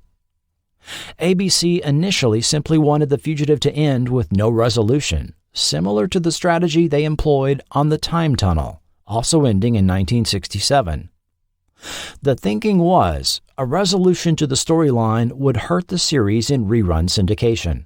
However, ABC Vice President of Programming Leonard Goldberg had second thoughts when random people would ask him how the series would end. In 2017, Goldberg revealed to Vanity Fair magazine, "I realized we were going to leave viewers empty-handed, and that was wrong. I went to the higher-ups at the network and said, we have to give people a conclusion." Produced following the original intended final episode in April, that conclusion wouldn't air until August against summer reruns on the other 2 networks. Quinn Martin demanded 2 episodes to do a worthy conclusion to the show, and ABC agreed, with their sales team rapidly selling out ad buys for the 2 hours at the network's higher fall rates. The 2-part finale, especially the second half, was a national event with an incredible 72% share of the audience, some 78 million viewers, seeing Kimball finally catch up to the one-armed man and being exonerated. Series narrator William Conrad concluded the episode with the voiceover, "Tuesday, August 29th, the day the running stopped." An alternate date was given in the voiceover when broadcast in Canada on September 5th. Interestingly, the series was already in daytime reruns, and housewives could catch The Fugitive after lunch, then watch the final episodes with the family at 10, 9 Central and Mountain. The reveal of the finale was reportedly announced to the 20,000 in attendance at the Mets-Cardinals baseball game in St. Louis. The final episode of The Fugitive was also highly in demand at the Paley Center years later. People out of the country at the time of the original broadcast, such as soldiers returning from Vietnam, would visit what was then called the Museum of Broadcasting in Manhattan to view the episode following its opening in 1976. And of course, The Fugitive was resurrected in 1993 as a hit movie with Harrison Ford and Tommy Lee Jones, taking advantage of adult audiences that grew up watching the original on television. The wandering stranger story theme, with or without the fugitive element of the lead character being pursued unjustly, was imitated numerous times on American television throughout the 70s and 80s TV era. Within 2 years of The Fugitive's debut, Huggins was encouraged to replicate his fugitive success with the seed of a concept presented to him by MCA TV executive Jennings Lang. In 1965, Run for Your Life aired on NBC, in which a successful lawyer, played by Ben Gazzara, is given less than 2 years to live and chooses to fearlessly walk the earth.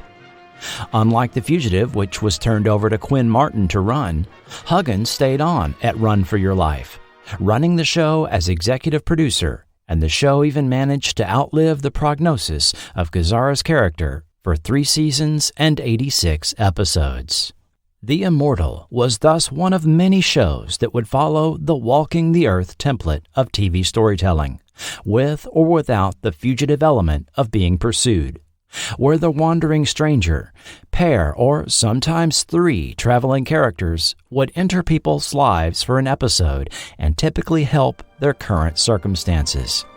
Kane in Kung Fu, Billy and Mentor in Shazam, Galen, Alan, and Peter in Planet of the Apes, the Karras family in 3 for the Road, David Banner in The Incredible Hulk, Logan, Jessica, and Rem in Logan's Run, Lucan, Bennu in The Phoenix, Jonathan and Mark in Highway to Heaven, Paul and Scott in Starman, Dr. Sam Beckett in Quantum Leap. Even more examples can be found continuing into the 90s and beyond. The later series, The Incredible Hulk in particular, call to mind how all episodes of The Immortal ended. Ben Richards walking away on a road or perhaps riding away in a bus, to Dominic Frontier's theme played with a slow tempo as Richards himself or other characters narrate, commenting on the circumstances of the episode and Richards' impact on their lives as the camera lifts into the sky, emphasizing his lonely run to the next destination. Likewise, the Incredible Hulk episodes would end with David Banner also walking down a road, typically trying to hitch a ride to his next destination, as the Lonely Man theme played out the remaining moments of the episode. However, Ben Richards' run did come to an end in January of 1971, which was noted by Laugh-In's Judy Carn. "You know that ABC is crazy. They gave us a show called The Immortal. 13 weeks later, it died." The show was admittedly in a tough time slot and faced stiff competition with the CBS Thursday night movies, and especially The Dean Martin Show on NBC. ABC kept the show on Thursday nights at 10, 9 Central and Mountain throughout its run. For 8 weeks, cast and crew waited with bated breath to find out if ABC would pick up the show for a full season. Following episode 8, ABC announced the show Cancellation. But what at first seems like a clear-cut case of a show canceled due to low ratings turns out to be a lot more complicated. First, the Immortal performed better than prior shows in the same time slot, as explained by Chris George in late October 1970. ABC has never had more than a 10 or 11% share of the audience at 10 p.m. opposite Dean Martin and blockbuster movies. We're getting 22%. That doesn't guarantee renewal, but it's the best ABC has done in that slot. George himself was quite popular in the new TVQ ratings, which also listed The Immortal as the third most popular of the new fall 1970 shows, as did a newspaper poll run in the Scranton, Pennsylvania market, right after Dan August and Matt Lincoln. Also, seeing the difficulties against the competition, ABC started testing the series in a far earlier time slot in 3 broadcast markets, beginning with Episode 5 on October 22nd, South Bend, Elkhart, Indiana, Peoria, Illinois, and Rochester, New York saw Ben Richards on their TV screens at 7:30 Eastern, 6:30 Central for a period of 5 weeks. The network ran newspaper ads in these markets, promoting the time change where the show ran against Family Affair and The Flip Wilson Show. Results were positive, with the show performing better than in the later time slot. There was thus a hope that a simple rescheduling could resolve the ratings issues. Word actually came down to the cast and crew that the show would be picked up for a full season, with Paramount executive Douglas Kramer throwing a party, as related by actor Don Knight. "We were told we were going to be picked up for the remainder of the season. Kramer gave us a big party. The cast and crew were there. It must have been 300 people. Then I looked around and I said to Chris George, 'That's odd. None of the producers have shown up.' Suddenly we were both handed a telegram. It said, 'Sorry, you've been canceled. Best regards, Doug.' We were fit to be tied." So, what happened? It had to do with an FCC ruling that changed the face of primetime TV, called the Primetime Access Rule. You might note I mentioned that ABC tested The Immortal in 3 broadcast markets at the early hour of 7:30, 6:30 p.m. Central and Mountain. In this era, the TV networks started the primetime network feed at this time, which would immediately follow the local news on virtually every network affiliate station, providing 3.5 hours of network content on weeknights.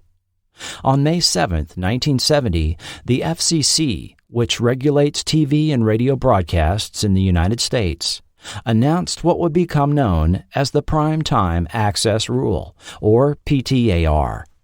To fully explain this would likely take a half-hour podcast, but I'll briefly cover the intent, implementation, and effect the PTAR had. Instated over the concern that the 3 TV networks monopolized television programming on the public airwaves during prime time, the FCC's intent was to release an additional half hour of prime time back to local stations, Monday through Saturday, in addition to an hour on Sunday. Ostensibly, their thinking was this would stimulate the production of locally produced programming tailored to the needs of each market, such as documentaries, educational shows, or addressing public affairs.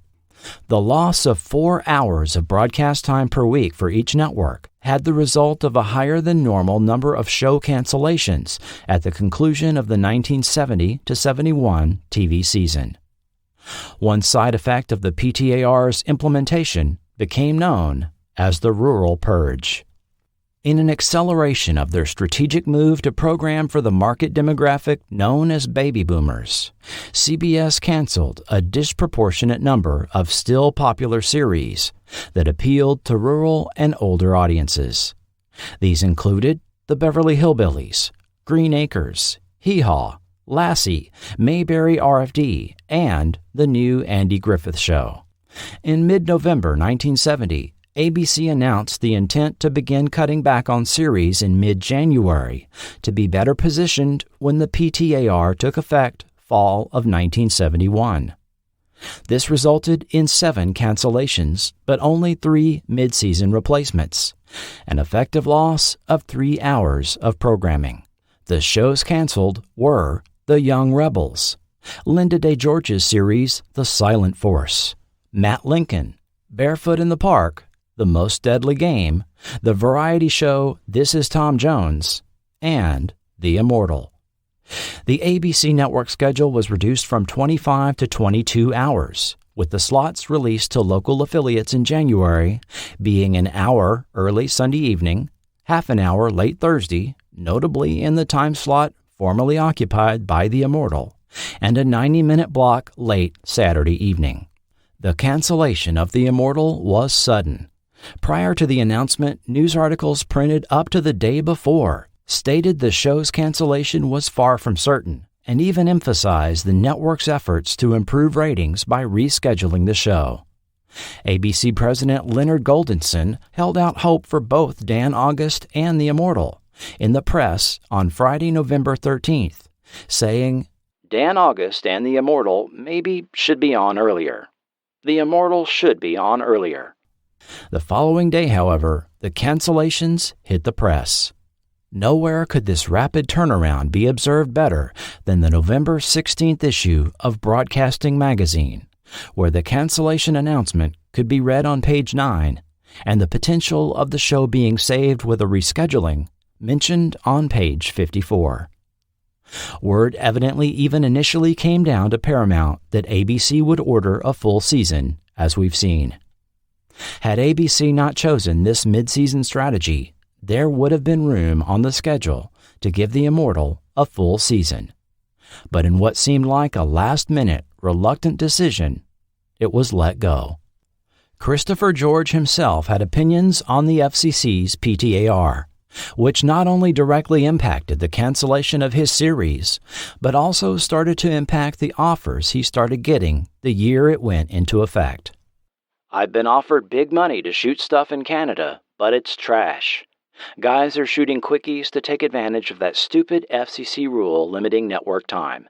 How stupid can you get? Those commissioners naively think local stations are going to spend money on community documentaries, and it won't happen. The locals will buy syndicated junk, and I could make that if I wanted to. What it boils down to, the FCC is sending me to Europe or Canada to work." And George was correct. Instead of producing public affairs or educational programming, local stations typically filled this newly available time slot with purchased, syndicated content. In some TV markets, these were often reruns of Dragnet, Gilligan's Island, or other old network shows, often the cheapest available in syndication. But the top 50 TV markets were barred from airing reruns of former network shows. These affiliates would thus fill the time slot with new, first-run versions of game shows, like Hollywood Squares and Let's Make a Deal, or with magazine or entertainment format shows, such as Evening Magazine and That's Hollywood. Those selling syndicated programming such as Westinghouse Broadcasting and Viacom profited greatly from the PTAR, and an explosion in the production of first-run, syndicated content occurred. Shows ousted by the Rural Purge, such as Hee Haw, Lawrence Welk, and Wild Kingdom, found new life in syndication, and new series, such as The Muppet Show and Wait Till Your Father Gets Home, emerged. Therefore, historian Gary Edgerton stated, "Despite the best of intentions, the PTAR failed in almost every respect when it was implemented in the fall of 1971. Although the PTAR was eliminated in 1996, it had been in place for 25 years and had become the expected scheduling format. This is why even now you will typically see Entertainment Tonight, Wheel of Fortune, and Jeopardy in this early evening time slot. The Immortal was rerun on Wednesday nights throughout the summer of 1971, where it performed well against overlapping reruns of Medical Center and Hawaii Five-0, and new episodes of The Des O'Connor Show. Years later, Don Knight recalled, "When The Immortal went into reruns, it became the highest-rated show of the summer. Because of the tremendous ratings, we were told the network was considering bringing us back. Chris even went on the road and tried to get a letter campaign started to save the show." In an April 1971 interview, Chris George remarked, "ABC goofed in taking it off. I think they know that. They got more mail over that cancellation than any other show. Stephen Kendall even later revealed Paramount prodded ABC to consider bringing back the show. Then, when that was unsuccessful, considered taking the show to first-run syndication. But it was not to be. After the Immortal. Following the Immortal, the next reference to Ben Richards popped up in an unexpected location. On the 1972 ABC Movie of the Week, The Night Stalker, when reporter Carl Kolchak explores the lair of vampire Janos Skorzeny. He opens a refrigerator to find bottles of blood stolen from the medical supply room of the local hospital. Prominently seen on the shelf inside was a bottle of donated blood with the label that read, Type O Neg, Donor, Richards, Benjamin. The label was very similar to the one seen in promotional photos for The Immortal, down to the same fonts used. It would be interesting to know the origin of this little inside reference, whether this originated with writer Richard Matheson, set decorator Fred Price, prop master Robert Anderson, or someone else. We do know both Carol Lynley and stuntman Hal Needham worked on both projects. Following series cancellation, Christopher George filmed Escape, another Paramount-produced ABC Movie of the Week that filmed in January 1971. It was the final movie of the week to air that season, airing April 6th.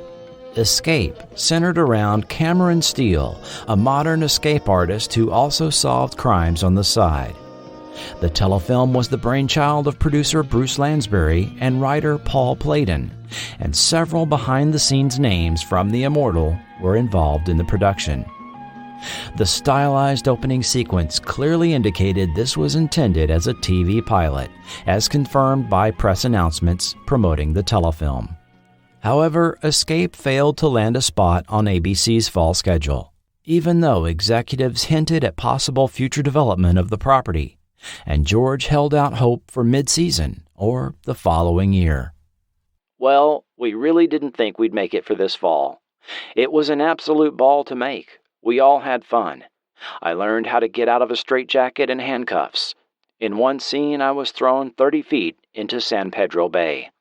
Paramount and Bruce Lansbury seemed to resurrect and rework the concept 2 years later as The Magician with Bill Bixby for NBC. Following Escape, George was in 3 additional TV movies in fairly rapid succession.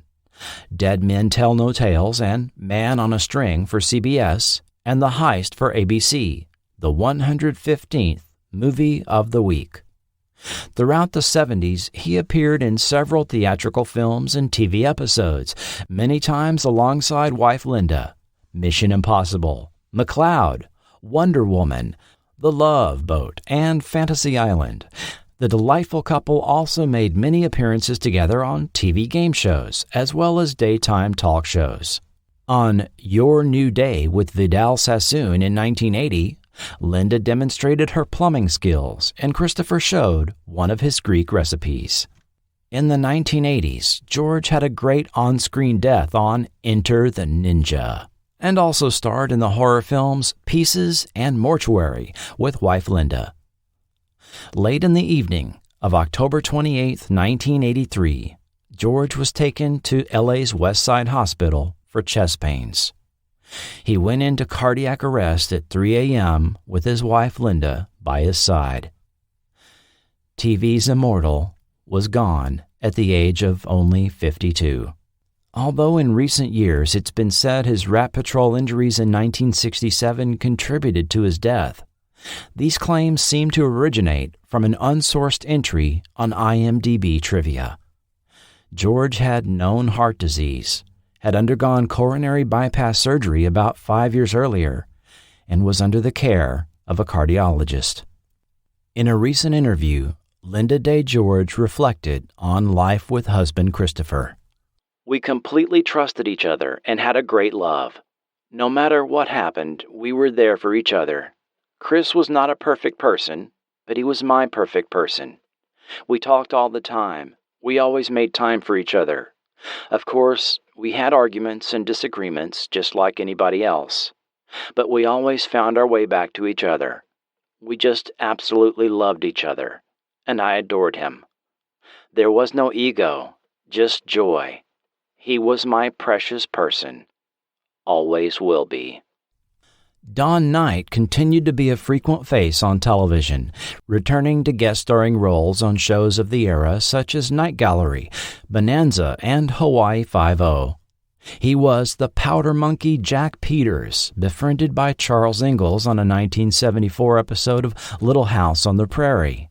He appeared on forgotten TV favorites The Fantastic Journey, Cliffhangers, Voyagers, The Powers of Matthew Starr, Automan, and portrayed the father of Jonathan Chase in flashback and opening segments of Manimal. He also continued his calling as a minister, serving various churches in the LA area over the years. He semi-retired in 1992, living out his final years at the family home in the foothills of the Sequoia National Forest. Don Knight died following a stroke in 1997 at age 64. The Immortals author James Gunn penned an article the month following the show cancellation called An Author Watches His Brainchild Die for TV Guide, where he did a dispassionate exploration of the Hollywood process that homogenizes unique science fiction concepts. He received 125 letters of support in response to the article. His 1972 novel, The Listeners, predicted the creation of SETI, the Search for Extraterrestrial Intelligence, and was praised by Carl Sagan.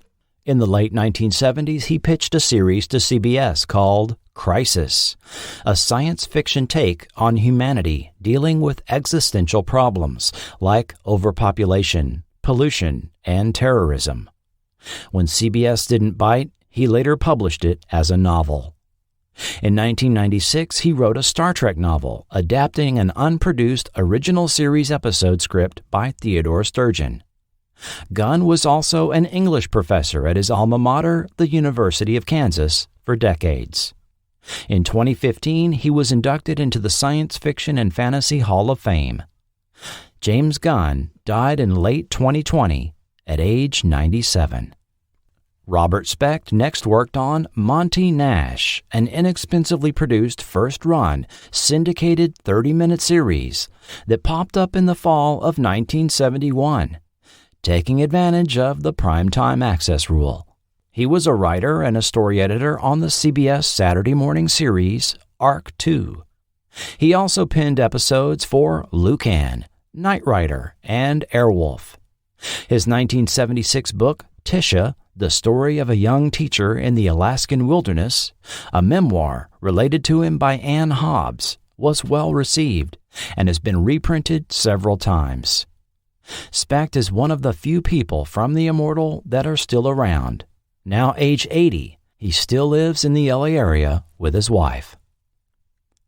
Anthony Wilson was busy following the Immortal, producing several TV movies, including The Horror at 37,000 Feet, Pray for the Wildcats, and Look What's Happened to Rosemary's Baby. He also was responsible for bringing to TV the CBS series Cades County, NBC's Banachek, and CBS's Planet of the Apes, which depicted astronauts Burke and Verdon, along with the chimpanzee Galen, fleeing each week from General Urko. Wilson died in 1978 at age 51. Howie Horowitz next worked with Wilson on Banachek as producer and produced the TV movies Evil Roy Slade, Gene Roddenberry's The Questor tapes, as well as a few other projects. In June 1976, while on vacation with his family at June Lake, California, he suffered a fall in an unspecified accident and died from his injuries at age 58. Stephen Kendall worked on the Bill Bixby series The Magician and about 55 other TV series and movies following The Immortal. As writer Tom Weaver put it, his resume reads like a baby boomer's dream list of must-see TV. Kendall is currently 94. While it's true the Immortal didn't live very long during its original airing, it was later broadcast in Belgium, Canada, France, Italy, Japan, the Netherlands, Spain, and Venezuela. It also ran on the Armed Forces Network in Europe in the 1980s and is part of the Sci-Fi Channel's series collection in the mid-1990s, which brought back short-lived genre TV series for limited runs. Robert Specht, Stephen Kendall, and others recorded segments that ran as bumpers during the broadcasts. One by one, the collection is displayed. If you had $1 million blood, where would you hide? Presenting rare and special programs, the Sci-Fi Series Collection. He possessed every immunity factor in his blood. Anybody would want this person. Someday you'll make a mistake, and I'll get out of here. Do you hear me? Do you hear? Encounter the Immortal. Tomorrow at noon Eastern. In 2017, The Immortal was licensed by boutique studio VEI for release on DVD and is still in print. The quality is surprisingly clean and sharp, especially for a 50-year-old TV show. These were clearly new transfers from well-preserved 35mm film elements. Later TV series offered differing takes on immortality, usually incorporating fantasy elements into the story. Highlander, based on the 1986 film, ran for 6 seasons throughout most of the 1990s and spawned 2 spin-off series. It featured the immortal Duncan MacLeod, as played by Adrian Paul, destined to battle other immortals for the enigmatic prize that all of them sought. The immortals could be killed only by beheading, normally at the end of a sword. The 2000 Lorenzo Lamas horror fantasy series The Immortal featured 16th century Raphael Cain pursuing the demons that killed his family into 21st century North America. It also likely not coincidentally featured quite a bit of swordplay and martial arts during its single 22-episode season. The 2014 ABC series Forever depicted Ioan Griffith as Dr. Henry Morgan, an immortal New York City medical examiner. My name is Henry Morgan. My story is a long one. Over the years, you could say I've become a student of death. I need to find a key to unlock my curse. Something happened nearly 2 centuries ago, and I was transformed. My life is just like yours, except for one small difference. It never ends. Morgan is over 230 years old, and if he is killed, his body disappears and he emerges alive, naked from the nearest body of water. Things get interesting when he is stalked by the mysterious Adam, who claims to be a 2,000-year-old immortal. Part fantasy and part police procedural, Forever wasn't given a chance to develop its story beyond its single 22-episode season.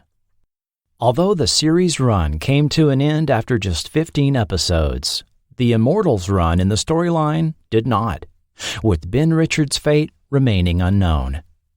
It would be interesting to pick up this story some 50 years later in the modern day. Was he ever captured? Did he ever find his brother? How does he prevent being found in our modern surveillance society, where it seems Google and Facebook, much less the NSA, know what we're going to have for dinner? There's no way Richards was kept a secret from the government for long. Today, he would be pursued by every major state power and pharmaceutical corporation. He'd almost certainly have to fake his death and completely assume another identity, finding a remote part of the world to hide out in until the world forgets him. This is a story that could easily resume 50 years later and would not have to limit itself to an action chase format. The story could go in so many directions. Perhaps someone should pitch a series reboot to Viacom-CBS, the current owner of the property.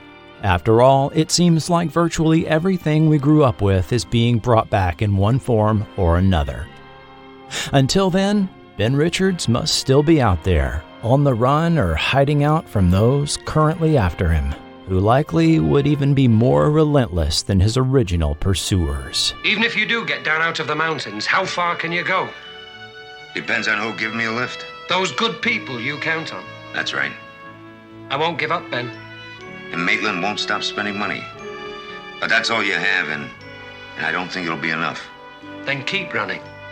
But keep looking over your shoulder, because I'll be on your track.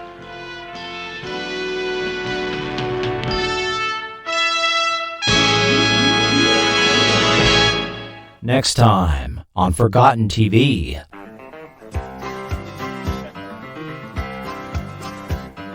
Rowdy redhead heading for the big time, looking like a Texas sequin star, making eyes at every tight jean cowboy, sassing good old boys around the bar. Close yellow road. She was a rowdy redhead heading for the big time, leaving behind a successful sitcom as a supporting player to strike it out on her own. Return with me to the spring of 1980, when CBS threw one mid-season replacement after another on the schedule, and one of them stuck, if only for a brief time. Dudes and darlings alike will want to tune in. Polly Holiday was Flo.